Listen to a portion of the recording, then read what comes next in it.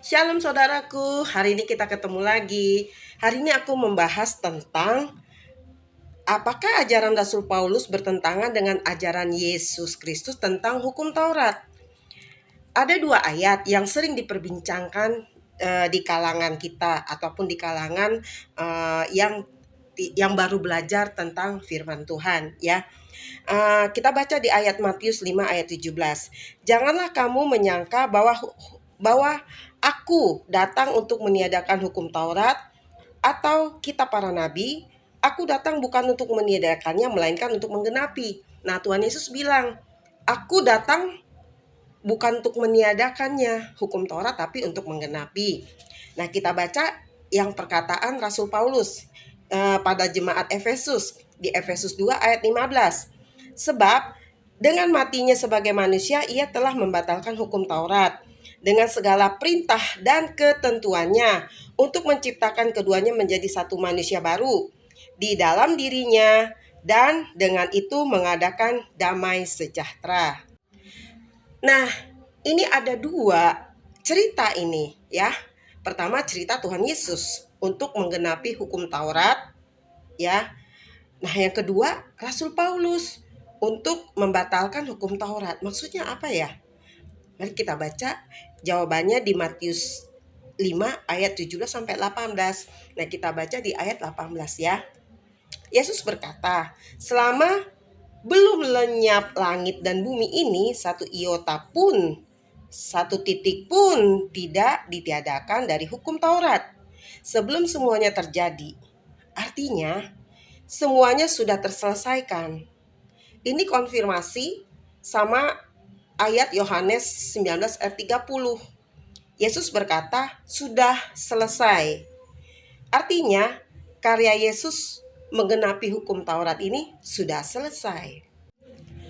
Taurat sudah selesai, artinya apa sih? Artinya, orang-orang percaya pengikut Yesus Kristus sekarang tidak perlu lagi berada di bawah hukum Taurat. Jadi Yesus sendirilah yang menyelesaikan hukum Taurat. Dan inilah yang dikatakan oleh Rasul Paulus di jemaat Efesus. Dalam surat Rasul Paulus untuk jemaat Efesus. Nah, Efesus 2 ayat 15. Katanya, sebab dengan matinya sebagai manusia, yaitu Tuhan Yesus yang mati di kayu salib ya, ia telah membatalkan hukum Taurat. Kenapa membatalkan? Karena sudah digenapi oleh Tuhan Yesus mati di kayu salib. Makanya kata Tuhan Yesus bilang sudah selesai ya. Ia membatalkan hukum Taurat dengan segala perintah dan ketentuannya untuk menciptakan keduanya itu dengan mengadakan damai sejahtera. Jadi di ayat ia membatalkan hukum Taurat, yaitu Yesus sendiri yang sudah menggenapi hukum Taurat di kayu salib. Makanya Tuhan Yesus bilang katanya sudah selesai. Seperti di Roma 7 ayat 6. Ia dibebaskan dari hukum Taurat ya. Nah, Yesus Kristus menyelesaikan hukum Taurat. Apakah Kristen bebas berbuat dosa? Tentunya tidak. Jawabannya yaitu kita baca di Lukas 16 ayat 16 di TB2. Hukum Taurat dan kitab para nabi berlaku sampai zaman Yohanes ya. Sejak itu kerajaan Allah diberitakan dan setiap orang memasukinya dengan paksa. Ayat ini jelas mengatakan hukum Taurat dan kitab para nabi itu berlaku sampai zaman Yohanes saja. Mengapa? Karena pada zaman Yohanes ya, yang juga sama zamannya dengan zaman waktu Tuhan Yesus, hukum Taurat itu kemudian diselesaikan oleh Yesus Sang Mesias di atas kayu salib gitu.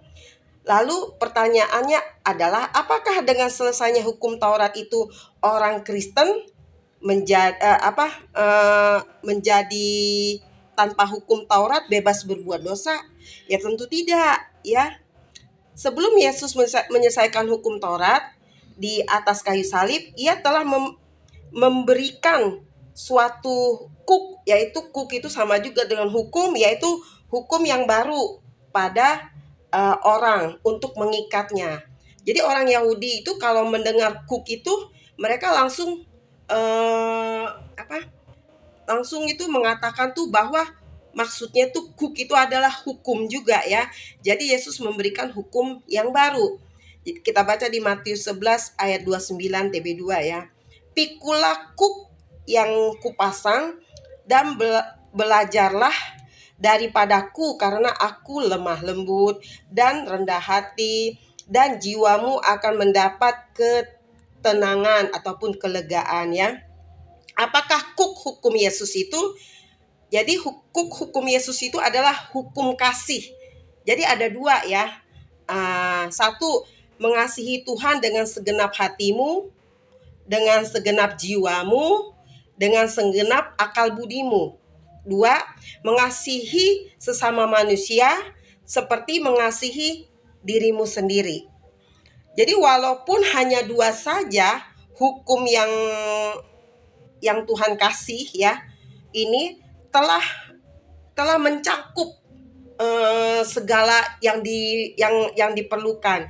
Jadi jika seorang mengasihi sesama manusia seperti dirimu sendiri, tentu orang itu tidak akan berdusta, tentu orang itu tidak akan mencuri, tentu orang itu tidak akan berzina, tentu orang itu tidak akan membunuh dan menyakiti orang lain ya, dan merugikan orang lain dan macam-macam. Karena hukumnya itu kita mengasihi Tuhan dengan segenap akal budi, dengan segenap pikiran kita. Jadi kita mengutamakan Tuhan gitu dibandingkan yang lain. Jadi masalah dosa seperti yang tadi saya bilang ya, nggak mungkin kita mencuri, nggak mungkin kita merugikan orang lain, nggak mungkin kita membunuh, nggak mungkin kita menyakiti orang lain, karena kita sudah mengasihi Tuhan terlebih dahulu gitu. Jadi itulah hukum kasih gitu kan. Kedua, mengasihi sesama manusia seperti kita mengasihi diri kita sendiri. Jadi demikian juga kita seseorang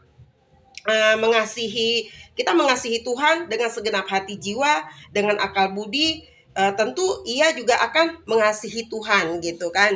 Jadi kita menyediakan waktu gitu. Kita menyediakan waktu untuk Tuhan dan tidak menyembah berhala, yaitu berhala kita menyembah berhala tentang dunia, yaitu ya mamon gitu kan, manusia gitu kan. Jadi satu hal lagi berbeda dengan hukum Taurat yang dijalankan pada waktu Tuhan Yesus belum mati di kayu salib ya. Soalnya hukum Taurat itu mutlak gitu ya, secara mutlak. Jadi hukum Yesus itu dijalankan atas dasar kasih gitu kan, bukan terpaksa ataupun karena menghadapi imbalan-imbalan gitu kan. Jadi hukum yang Tuhan terapkan sekarang adalah hukum kasih gitu ya. Jadi kita mengasihi musuh. Apabila kita mempunyai musuh, kita tidak boleh balas dengan kejahatan dengan kejahatan, tapi kita harus balas dengan kebaikan. Kita bisa mengampuni, kita bisa mendoakan orang lain gitu kan. Jadi kita juga mengasihi manusia juga kan, kita bisa mendoakan mereka, kita bisa mengasihi, bisa menolong kan, bisa kita apa yang bisa kita bantu gitu dari segi apapun. Yang penting kita saling menghargai, saling menghormati. Nah, itu hukum kasih gitu kan. Jadi kita tidak boleh kita dendam, sakit hati itu. Nah itu ajaran Tuhan Yesus, itu gantinya hukum Taurat. Jadi sekarang itu tidak di zaman hukum Taurat, tapi sekarang kita ada di zaman hukum kasih, yaitu kasih Tuhan. Nah ini yang saya bisa bagikan ke teman-teman. Kenapa hukum Taurat itu bukannya ditiadakan gitu kan, tetapi sudah digenapi oleh Tuhan Yesus pada saat Tuhan Yesus mati di kayu salib 2000 tahun yang lalu. Terima kasih. Inilah yang bisa saya berikan. Tuhan Yesus memberkati. God bless you.